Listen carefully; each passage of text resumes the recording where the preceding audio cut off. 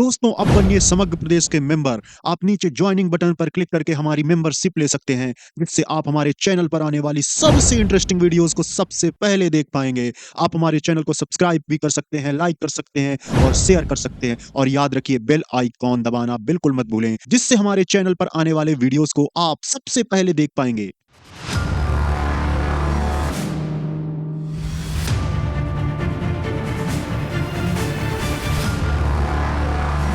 तो नमस्कार, मैं उमेश गौतम, समग्र प्रदेश समाचार।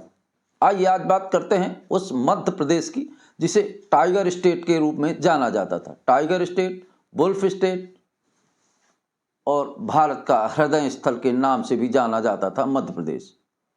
वहीं वर्तमान में मोदी जी ने एक नायाब हीरे का उदय किया, सीएम मोहन यादव, और मोहन यादव के सीएम बनते हुए ये स्टेट कई रूपों में बदलने लगा। अब इसको क्या कहा जाएगा, अजब गजब कारनामे हैं सीएम मोहन यादव के। उन कारनामों को देखकर ऐसा लगता है कि इस स्टेट का नाम अजूबा स्टेट रख दिया जाए, या उल्टा पलटा, या क्या नाम दे दें, इसके बारे में थोड़ा सा विचार भी करना पड़ेगा। क्योंकि इसके जो कारनामे हैं निश्चित तौर पर ना संविधान में लागू होते, ना देश में लागू होते, ना समाज ही इसे स्वीकार कर रहा है। अब इन सब बातों को जानने के लिए हमें कुछ महीने पहले मोहन सरकार के पीछे जाना पड़ेगा। विगत 1 वर्ष पहले समथिंग चित्रकूट में खनन माफियाओं को पकड़ने पुलिस मौके पर गई। मौके पर जाने पर भारतीय जनता पार्टी की ही चुनी हुई प्रतिनिधि साधना पटेल, जो कि वर्तमान में ब्लॉक अध्यक्ष है मैहर की, चित्रकूट की, वो साधना पटेल चप्पलों से पुलिस वालों की और खनिज अधिकारियों की पिटाई करती है। और वीडियो में आप देखेंगे किस तरह की अभद्र गाली का उपयोग करती है, और हाथ में चप्पल लिए कहती है कि सांसद जी से बात करिए, सांसद जी से बात करिए। ये साबित करती है कि मैं सांसद जी की खासम खास हूँ।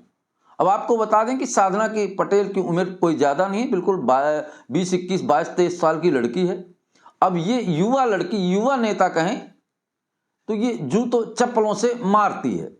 किनको? प्रशासनिक अधिकारियों को। अब आपको समझना होगा, अब हम कहानी जो बताने जा रहे हैं बड़ी गंभीर कहानी है, और आपको सुनना भी जरूरी है और समझना भी जरूरी है, और आपने आसपास के लोगों को समझाना भी जरूरी है, क्योंकि देश की बात है, राष्ट्र की बात है और अपने प्रदेश की बात है। अब हम कुछ दिन आगे आते हैं इंदौर में छात्र आंदोलन की।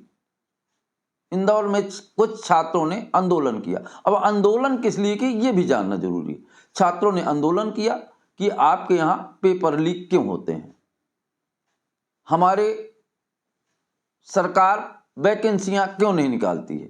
इस तरह से छात्रों की कई मांगे थी जो बिल्कुल। दोस्तों अब बनिए समग्र प्रदेश के मेंबर। आप नीचे ज्वाइनिंग बटन पर क्लिक करके हमारी मेंबरशिप ले सकते हैं, जिससे आप हमारे चैनल पर आने वाली सबसे इंटरेस्टिंग वीडियोस को सबसे पहले देख पाएंगे। आप हमारे चैनल को सब्सक्राइब भी कर सकते हैं, लाइक कर सकते हैं और शेयर कर सकते हैं। और याद रखिए, बेल आइकॉन दबाना बिल्कुल मत भूलें, जिससे हमारे चैनल पर आने वाले वीडियोस को आप सबसे पहले देख पाएंगे। न्याय उचित मांगी थी सरकार ने। अब मैं उन छात्र नेताओं का नाम ही बता रहा हूं: अरविंद सिंह, कुलदीप सरकार, रंजीत किसान बंसी तथा राधे जाट, ये छात्र नेता थे।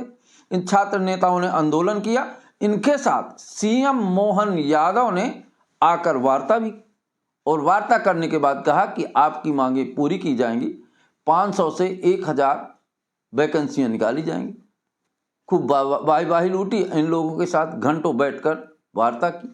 और सीएम मोहन यादव के निकलते ही ये छात्र इन्हें देशद्रोही, राष्ट्रद्रोही, आंदोलनकारी लगने लगे, और इन्होंने निकलते ही इनके ऊपर एफआईआर कायम और पुलिस का दबाव दिलाना शुरू करा। यहां तक कि कुछ छात्र नेताओं को उठा भी लिया गया।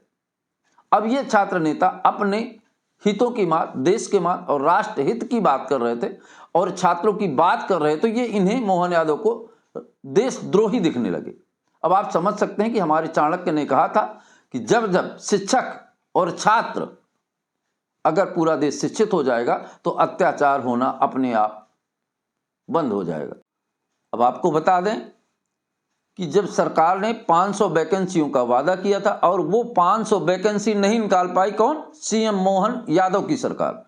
तब छात्रों ने पुनः एक मीटिंग करने का प्रस्ताव रखा और मीटिंग वो एक मैदान में करने वाले थे। जैसे ये बात पता चली, उन छात्रों को राधे जाट और रंजीत किसान बंसी, इनको उठा लिया गया। पुलिस ने इन्हें उठा लिया।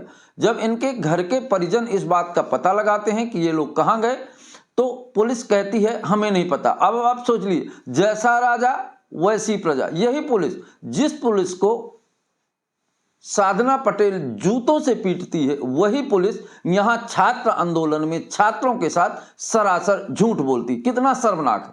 जिसके अंदर देश की आंतरिक सुरक्षा का पूर्ण दायित्व है, वो छात्रों के आंदोलन में झूठ मुकर जाती है। तब ऐसा लगता है कि साधना पटेल जैसे नेता इनके साथ ठीक कर रहे हैं।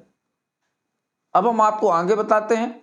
जब उनके राधे जाट और किसान बंसी के परिजनों ने पता किया कि हमारे बच्चे कहाँ हैं, तब इन्होंने कहा कि हमें जानकारी नहीं है कि कहाँ हैं। उसके बाद 24 घंटे बाद पुलिस चालान पेश कर न्यायालय में प्रस्तुत करती है।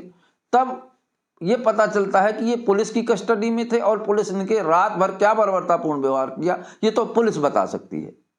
अब आप समझ लीजिए, जिस दिन से इन्होंने छात्रों के आंदोलन की बात करी, उस दिन से राधे जाट के ऊपर आपराधिक प्रकरण लगाना शुरू कर दिया। हालांकि सूत्रों से यह भी पता चला था कि राधे जाट से सीएम मोहन यादव की सरकार इतना डर गई थी कि सूत्रों की जानकारी के मुताबिक राधे जाट का इनकाउंटर करने की योजना सरकार ने बना लिया था। अब कितनी शर्मनाक बात है। इस बात को अंदाजा लगाइए कि छात्रों के आंदोलन करने वाले, छात्र हित की बात उठाने वाले इन्हें देशद्रोही दिखाई देते हैं। वहीं अब आगे आते हैं, वहीं चित्रकूट प्राधिकरण की पैसे का व्यवस्था करने सीएम मोहन यादव चित्रकूट आए और चित्रकूट आते ही उनके सुनीता पटेल के घर गए। एक ये युवा नेत्री है, 20 से 21, 22-23 साल की ये नेत्री है और अभी अभी जिला पंचायत का चुनाव भी जीत कर आई है। उसके घर गए और यही साधना पटेल पुलिस वालों को चप्पल से मार, तो उसको ये प्रावधान रखा गया। इसके ऊपर उस समय FIR कायम हो गई थी जब इसने पुलिस वालों के साथ जूते से मारा और अभद्र गालियों का उपयोग किया। वो हम वीडियो में आपको दिखाएंगे।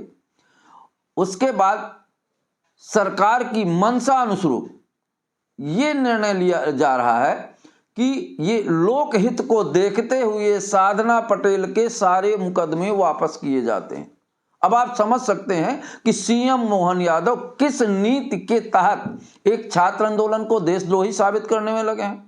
वहीं जो जूते से पुलिस वालों को पीट रही है, खनन माफियाओं का साथ दे रही है, उस नेता को लोकहित में, अब इनके द्वारा समाज का क्या लोकहित हो रहा था कि इनके केसों को वापस करने के लिए अनुशंसा की जा रही है। अब हमें समझना पड़ेगा कि हमारी सरकारें, हमारे नेता आम जनता के साथ किस हद तक न्याय की श्रेणी में जा रहे हैं। अब जनता को भी इस बात को समझना चाहिए कि नकल करते सीएम मोहन यादव, जो योगी कर रहे थे, नाम बदलते मोहन यादव। अब मोहन यादव की सरकार वर्तमान समय में इस तरह से ऊल जलूल किस्म के निर्णय लेके आखिर मध्य प्रदेश को क्या नाम देना चाहते हैं, ये तो आम जनता बताएगी। दोस्तों नमस्कार।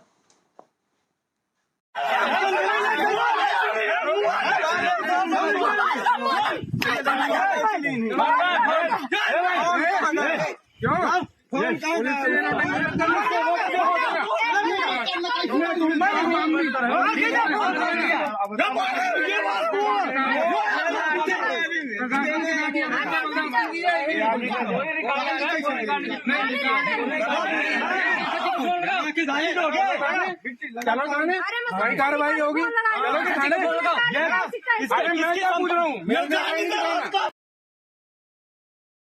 दोस्तों अब बनिए समग्र प्रदेश के मेंबर। आप नीचे ज्वाइनिंग बटन पर क्लिक करके हमारी मेंबरशिप ले सकते हैं, जिससे आप हमारे चैनल पर आने वाली सबसे इंटरेस्टिंग वीडियोस को सबसे पहले देख पाएंगे। आप हमारे चैनल को सब्सक्राइब भी कर सकते हैं, लाइक कर सकते हैं और शेयर कर सकते हैं। और याद रखिए बेल आइकॉन दबाना बिल्कुल मत भूलें, जिससे हमारे चैनल पर आने वाले वीडियोस को आप सबसे पहले देख पाएंगे।